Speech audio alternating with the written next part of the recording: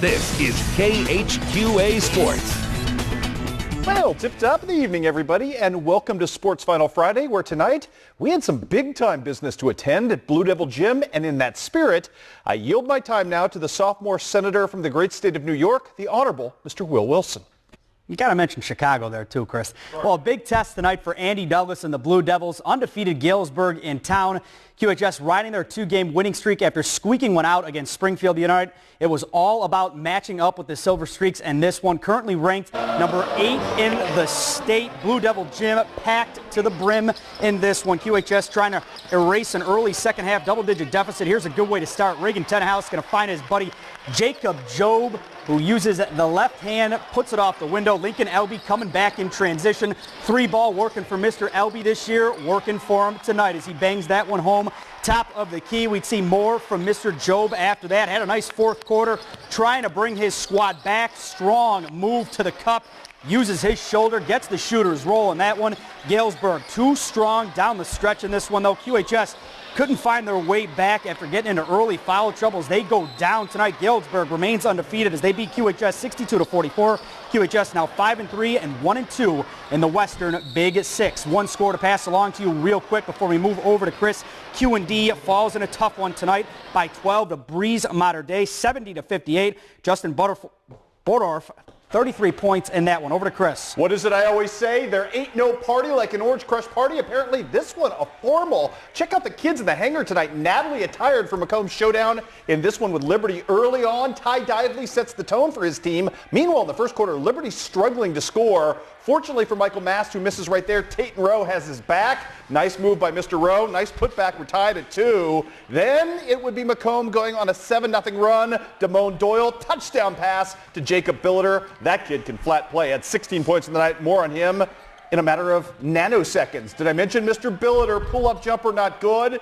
He out-hustles everybody to the offensive glass. And look at the take. Stretch Armstrong style. Elastic move for the three-point play.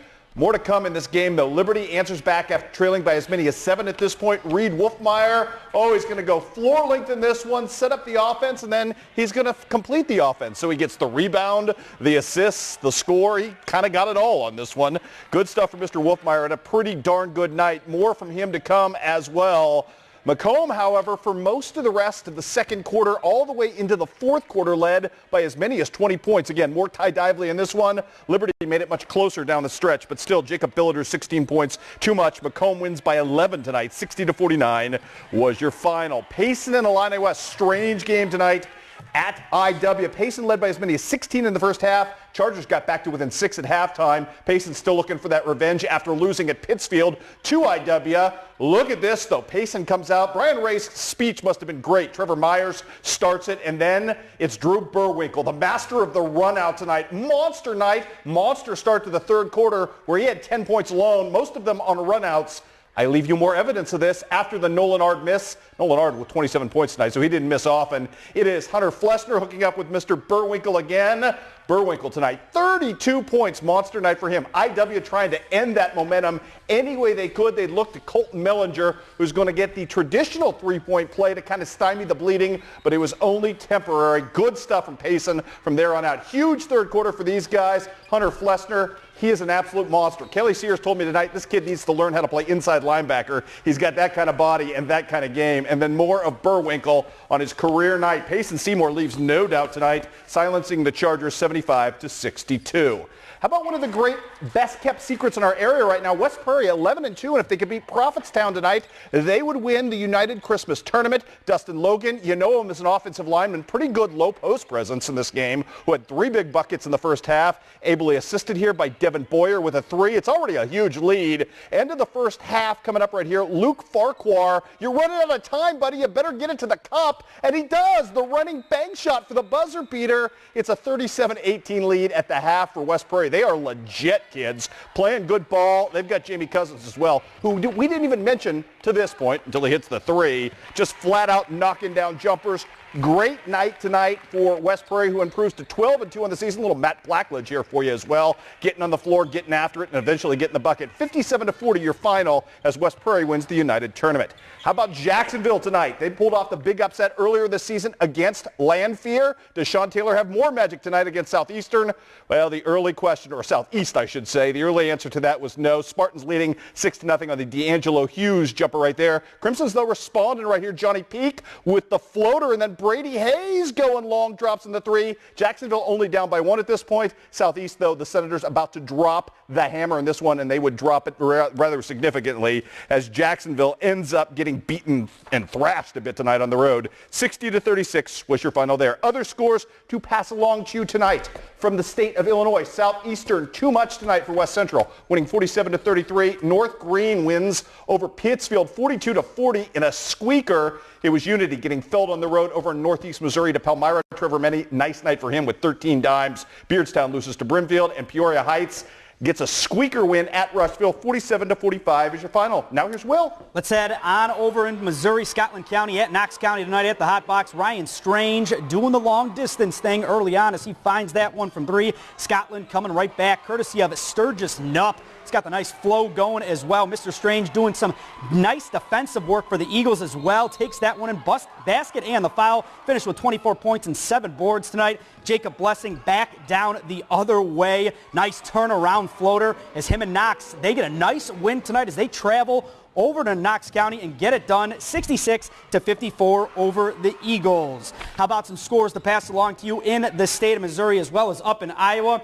Hannibal falls tonight to Mexico. Dylan Powell, 19 points in that ball game. Highland cruises past Putnam County. Our buddy Austin Richmiller, nice night, 32 points. Marion County cruises over Brashear, 70-17. Also, North Shelby a winner tonight over Milan, big. And we'll head up into Iowa. Fort Madison, they keep on rolling, and Miles Weinstein does it nice. 16 points on the evening for him. Central Lee, they get it done big time over Harmony tonight. Evan Doyle, 23 points in that ball game. And Holy Trinity Catholic, they win by 28. Blake Helwig continuing to have a great season, 17 points and 14 boards. How about some girls action tonight? We'll head back here across the river. Kevin Meyer and Q&D hosting Springfield tonight. Lady Rayer has played as well as anyone in the area right now. Q&D moving the ball early. Olivia Heyer is going to find the cutting. Mackenzie Foley, she had 19 points on the night. Q&D up 12-8 early after one. And then Jada Humphrey checking in the game, making her presence felt. Love watching her play. She goes coast to coast for the lay-in. More from Jada in transition. Got to be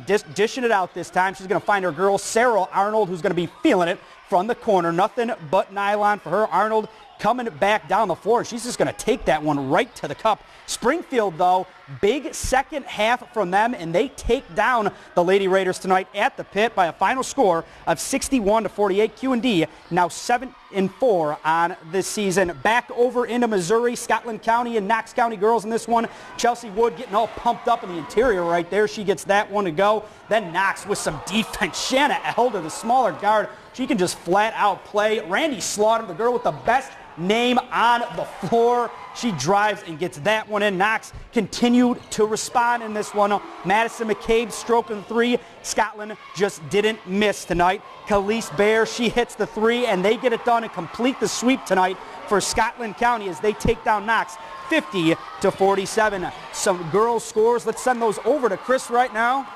Proof positive, Will, that slaughter is indeed the best medicine sometimes. There you have it. Let's do some girls scores. Monroe City over Van Far on the road, 58-36. North Shelby girls with a win in conference by 4. Kaylee Kuhn continues to play red-hot basketball as Unity goes to Palmyra. Another big win for the undefeated Lady Mustangs. Speaking of undefeated, Keokuk Chiefs by 10 tonight over Washington. Wasn't pretty, but Lake and Bolson Company get it done.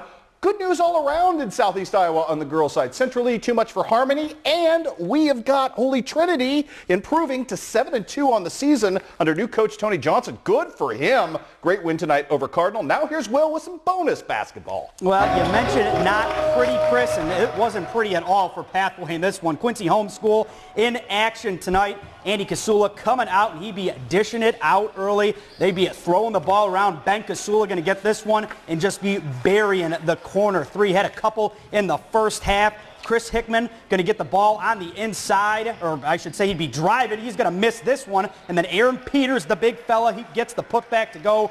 Jordan Hickman back down the floor, going to be using his big body as he uses the window basket and the foul for him.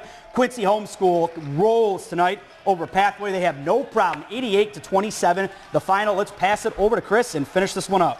Thank you, Mr. Wilson. If you missed it at 6 o'clock, El Harris Saldana of Central High School, your Illinois offense MVP. Easy for me to say. The awards continue tomorrow. We'll name our Coach of the Year. Going a little different direction with that on Overtime, as well as we'll have highlights from the Rumble on the River, the Subway Shootout, or the Subway Invitational Tip, or the Holiday Tournament. A lot of Subway tournaments around here. It's the Holiday Tournament for Quincy University as well, and plenty of wrestling as well on the Big Overtime Show. All of that coming your way at 10:30. We'll see you then.